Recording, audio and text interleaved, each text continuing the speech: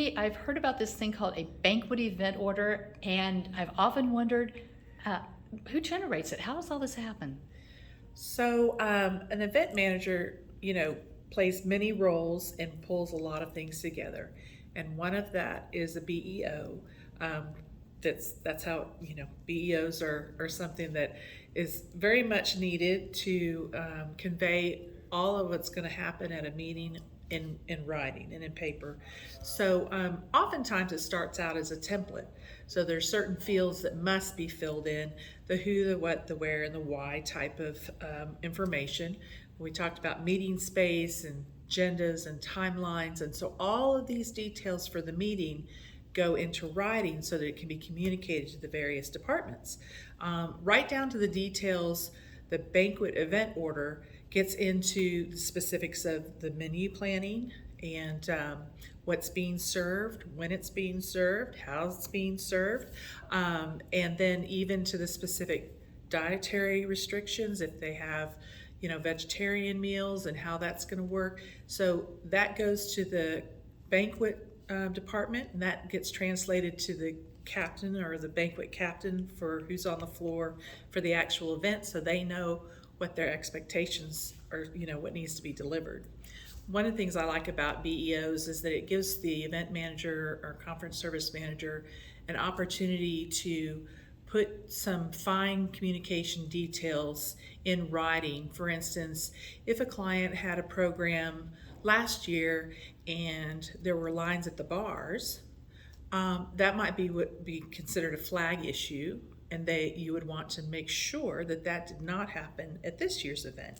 So you would think, what are some of the things that I can do to mitigate that, right? So either more bartenders on the floor or more bars, maybe the location of the bars, maybe the style of bar. If it's an open bar, perhaps you have a beer wine only bar and then a mixed drink bar. So there's all different logistics you can consider and plan with the client, again, to make those kind of decisions so that it eases the probability of lines happening. So, and then this gets translated to the banquet and the bartenders so that they know last year there were lines, we don't have any lines, and this is what we're doing. We're passing champagne first to get a drink in their hand and then let them go to the bar.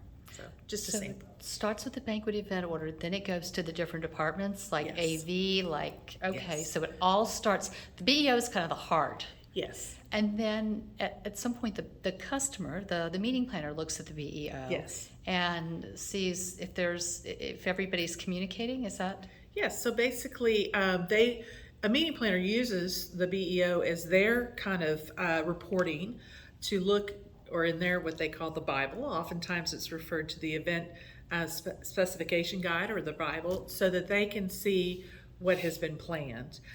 Sometimes it's a cross check of what their agenda, of what they have published or what they have given out internally to their team, can cross-check with the BEO. Oftentimes in the planner's team, they might have a person who's dedicated, for instance, to food and beverage or to room set. And so they'll take these copies of the BEO and say, well, the room is supposed to be set by 7:30 in this manner for an 8 o'clock breakfast. So that person might advance to that room to check the set and make sure that the banquet and food and beverage are on time. So it's a cross use of the same document to make sure everybody's on the same page. I don't think people realize how important the BEO is. And I would say that it is becoming increasingly more difficult to get those details down, both from a client standpoint and in the convention center or hotels. The transfer of those details and information are coming later and later. And I think it's just a push.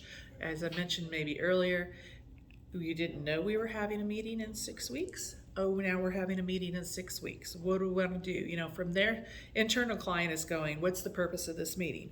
And you hope that gets translated to the venue that you're at, but sometimes those details are shortcoming. They're not steadfast. So it's a short-term, quick planning nowadays. And I know our convention services team have weekly meetings to discuss the final details, and sometimes the first time they're discussing those details to roll out the plan and why they're doing certain things. So communication is huge in this environment. Yeah, that's a good segue because I was reading in the book that, or some of what we're telling students is that there are weekly meetings. And do you sit in on weekly meetings and I would assume go through who's coming up that week, a week ahead, or?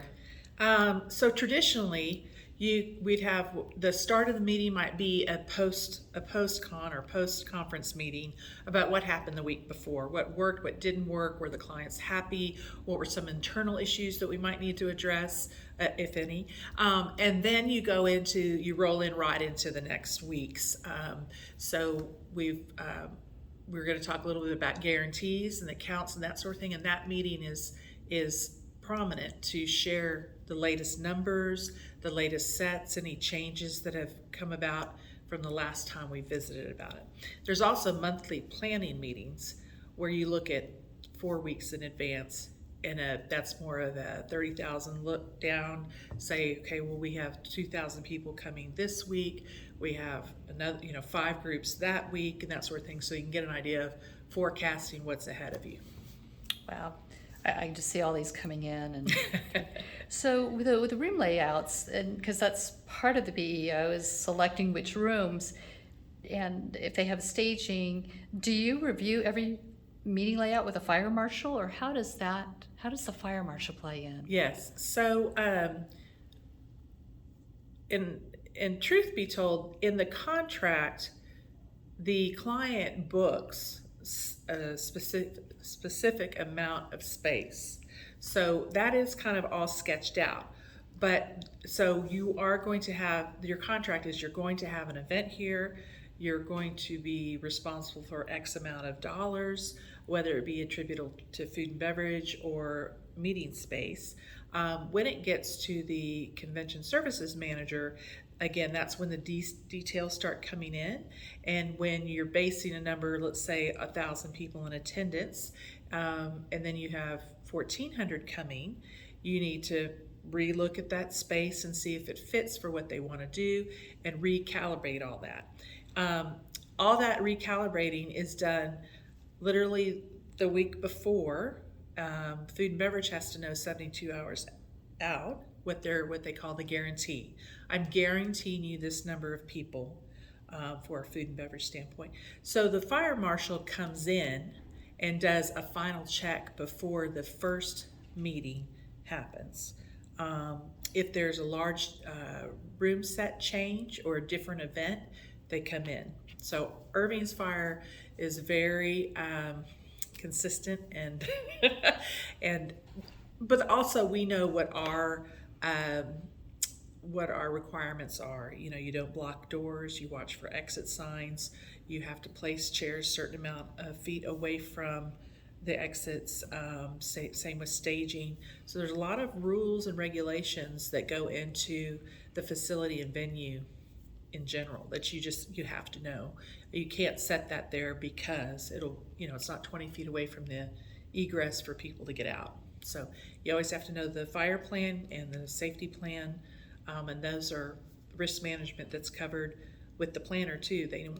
Especially after what we've experienced since 9/11, a lot of the I digress here, but a lot of the risk management plans are in place and shared with clients across the board, from the facility and the venue to entertainment, and everyone knows what the emergency protocols would be. Sure. And this really kind of flows into the next question. Do you consider crowd control when, like you said, it's increased and you've got 3 meetings going on at the same time? How do you juggle that? Is it a lot of phone calls, a lot of... Well, along with these BEOs, we have to turn in CAD drawings, or what's called site maps, of the layout of the room to fire marshals. So anytime those change within that window,